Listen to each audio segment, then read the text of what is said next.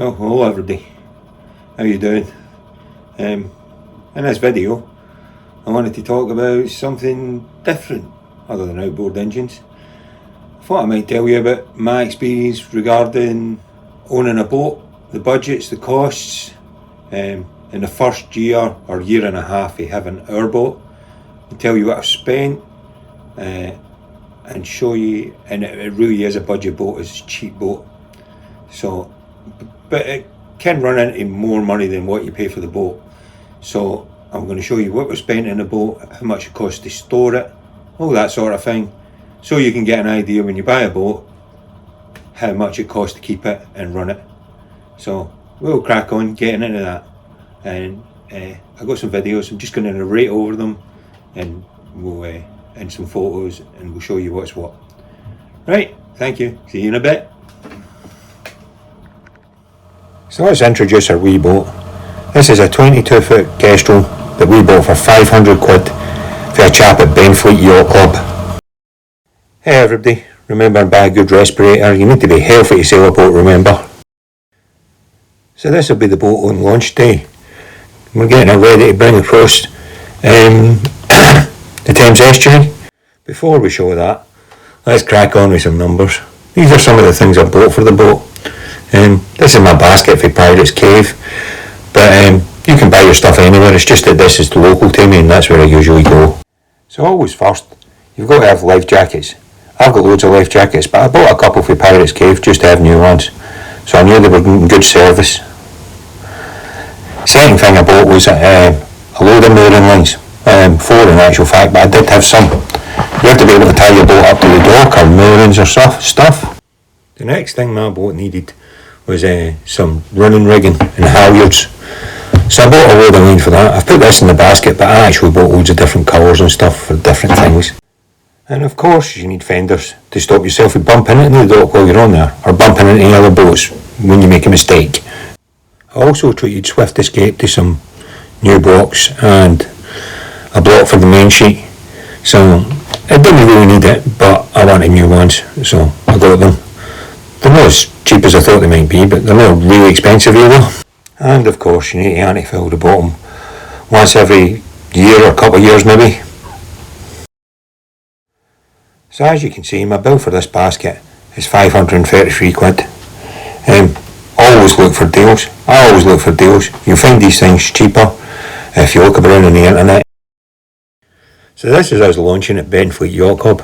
Great group of lads helped me out. I actually had cutting the fuel line, so we couldn't motor. So the guys ended up towing me back to the jetty or pontoon. I can't say it enough. They were a great group of people and really helped me out. We just fixed the boat at this point and then headed off. So this is where we bought the boat back for. We bought it for Benfleet Yacht Club, where the red dot is, and we came down Benfleet Creek. Slowly but surely navigating through. The creek's quite difficult to navigate through. And then it ended up being in 2 stages. So we rounded Southend Pier and headed up to Shoebury Mess. Now this is a whole other story as to why we done this. The weather was bad, so we ended up, and I probably wouldn't have left if I had more experience, the experience I have now. But I didn't, so we left, as you do when you're a new boat owner. After that, we headed across the Thames estuary on another day, up the Medway, and arrived at our mooring up in our sailing club. Now this is a whole other story. This whole journey, I'll make another video about it one day. It was fun and adventure. Well, we were moored at Shoebury Ness. We did make it onto the telly. You can see rich holiday, poor holiday. This is our little journey across. This is just some pictures. It was a nice fine day. We just motored across with a little outboard. I already owned the outboard. I will include it in the costings, but I already owned it. So, but if you need to buy one, you'll have to include it in your cost for buying a boat. I'm just going to continue letting you watch these pictures so you can see what we saw. This is Dom, my son. You'll see him often on the boat. He loves it. As you can see, it was a nice camp day. We even saw a porpoise that day. I don't know what happened to the video. But it's not in this video. You just have to take my word for it, which is difficult to do if somebody says he's seen a porpoise. So, we arrived at our mooring. This is us, all settled in. nice and tied up. The engine's still attached to the back right enough. So, but there you go. So geographically, this is where we are. This is United Kingdom. We're down in the southeast. We're on the river underneath the Thames, which is the Medway. When I say underneath the Thames, I mean south of the Thames. We're not a submarine. So on the map, I'm going to mark out the area where we'll be sailing. I think it's now going to be next season, because we've still got bits to do at the boat. But this is the area where we'll be able to sail in a day and train ourselves up. So let's talk about costs so far. We bought the boat for 500. We bought stuff for the chandlers for about 500. And we bought an outboard. Or we already had an outboard, which is about 400. So the total cost so far is about 1400. Let's crack on and look at some other stuff.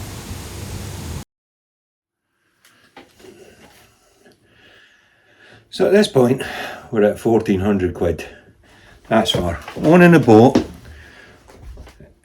fixing up the few bits that I had to fix up, and paint the bottom, and buy an outboard if you have to buy one. As I said, I already owned one. Now, I think it's important to say at this point that we bought a cheap boat, therefore we had to do 500 quid's worth of stuff. If you bought another boat for 3 grand or 5 grand or 10 grand, you might still have to do these things. The running and rigging might still be rubbish. You might want new blocks. You will have to paint the bottom still. So the cost won't go away if you buy a more expensive boat, unless you buy one that somebody's done all the work to, and it's sitting there on the hard, ready to go in the water, ready to go. So I think it's important to point out that whilst this was a cheap boat and we spent some money on it, we could have bought a more expensive boat and still had to spend money on it. So there you go. But we'll crack on with what we've got left today. Now, at this point, I would also like to tell you about, now I'm a member of Up in our Sailing Club, and I have had the boat in a marina before. It's more expensive to have it in a marina, and I had it out, put it in a hard. It cost me £100 a month to have it on the hard, and I kept it there for a long time. And eventually I ended up never using that boat. But it was a good training ground for me to figure out how to fix boats, how to do the rigging, and you know. So it was an educational experience. It was worth the money for me, as far as I was concerned. But I'm way Up in the Sailing Club. And with a sailing club, in this particular instance, up in where we are, it costs £300 for a family membership. So you're going to add that to your costs, unless you want to be in a marina and spend a fortune. And £400 a year from a mooring. So in total, £700-ish a year to keep my boat on the river and to be a member of the sailing club. And being a member of the sailing club is really good because there's other people there. I'm a new sailor, and there's other people there who have got loads of experience. And some people know how to do mechanical work, some people know how to do other things, and they'll always help you out. Sailors always help each other out. It's a good place to be. So, in the total your costs, at the end, I'm going to add in just £700 for a sailing club membership, but it may cost you more if you want to stay somewhere else. That's research you would have to do on your own. So, yes, our boat does have an inboard engine. We just didn't get it in the way here. That's because we couldn't get it started. So, we fitted a new lift pump, new fuel filter housing, checked the fuel, went through all the usual suspects. Now I've got some people for the sailing club working in it. And as I said before, people for sailing clubs are good because they know what they're doing. In particular, this mechanic is looking at my engine and roughly expects to cost £400 to get it started. So we're going to encode that in our costs. So with some bits, lift pump, etc., our costs are about 650 quid.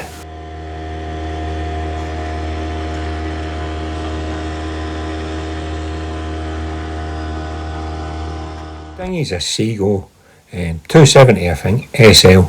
Slatted bottom, I think SL stands for. And we have a Hankai engine. The dinghy was 400 quid and the engine was 400 quid, and I've done loads of reviews on the engine, so you can look back at these if you want. So I'm going to refer to some notes I made. So now we're going to look at our total costs. We'll just quickly review it. We had £500 for the boat, £500 for the bits, £400 for the outboard, so £1,400 so far for the actual boat itself. Then at the Sailing Club we had £700 for the year, so that's a recurring cost. Every year you get £700 bill, or 300 and 400 as it is in my case. Our dinghy costs 400 for the dinghy, 400 for the outboard, £50 for the wheels. So I think that total cost brings us to £2,750. Now it seems like a lot of money, but it was spread out a long period of time, and I have spent a long period of time working on this boat. I could have sailed it at the beginning of the season, but I want the boat to be right. I want it to be just right, the way I want the outboard to be working, the inboard to be working, and everything to work properly and everything to be in the right place. I could sail it, but let's not. So I do have expected further costs, and the expected further costs are, let me have a think. Oh yes, haul outs. So you haul out once a year or once every 2 years, probably once every 2 years in my case. We've got a hard standing bit where you can scrape off the bottom of the boat and stuff. So we'll haul out once every 2 years. I expect that to be about 700. No, let me think. No, that's a bit expensive. Let me just have a think here. I think it'll be about £300 to get hauled out, and maybe about £100 to keep it there for a month to repaint the bottom of the boat and stuff. Let's just call it 500-ish. Yeah, so they're expected further costs, and then obviously the upkeep of your boat, which after you've done all your main work will be minimal really, you know. The other thing I've got today is electrics. I have added new batteries, so the new batteries will cost me another couple hundred, so we're probably on £3,000 so far. Yeah, still with the electrics to do. Now the electrics work in my boat, I just want new ones. Some of these things I just want to get done because I want them done. You don't always have to do that. Now, let's look at the point. I've spent a year and a half in this boat, and a year on a boat before that. I bought cheap boats. I bought 2 cheap boats. I mean, the one before that was more expensive, to be honest. And I've worked on them. It lets me, for a beginner standpoint, I didn't know anything about boats until I started working on them and started making phone calls and finding out things for people. It's all a big learning curve. Yes, you can buy a boat for $100,000 and sail off into the sunset, but inevitably things are going to break, and you might not know how to fix them. So, from my standpoint, I thought it was a good idea to buy a cheap boat and learn how to do everything. Then when I'm out in the sea, or the middle of the Medway as it is at the minute, and something goes wrong, I can go, I can fix that. And I can fix it, and I've got some spare parts and stuff in the boat, and I can just go and fix it. If I didn't do that, I would have to phone the Coast Guard, and they would have to come and get me, and they would send the RNLI. Important point, if you're sailing, probably pay the RNLI something, even if it's just in one of their charity boxes, because at some point you might need them. Okay, I think that's maybe it for this video. So, let's see. I'll just have a wee think, and if I've got any more to say, I'll come back to you.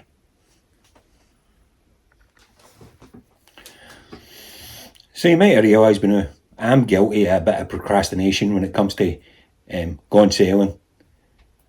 Other people might just have jumped in the boat when they could sail it and went and started learning and stuff.